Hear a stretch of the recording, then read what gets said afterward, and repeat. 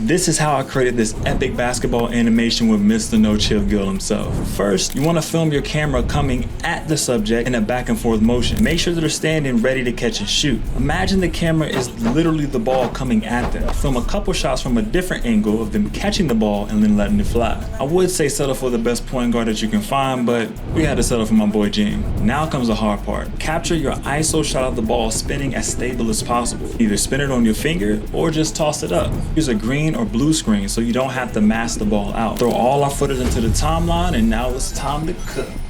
Cut your footage precisely how you want it on your video so the timing looks clean. Play around with the speed ramps in order for you to sell it. Now let's animate the ball. Position the ball on the screen so that half of it is cut off. Add a little speed so the ball matches the shot exactly. There should be a natural shake in the video already, but just in case, keyframe to position to really sell this shot. After the catch and release, make sure to film some separate shots of the ball going in to make it look like they still got it. Now I'm not going to tell you how many times he tossed up bricks because I may or may not have signed the NDA. Lastly, the most important part is the sound design.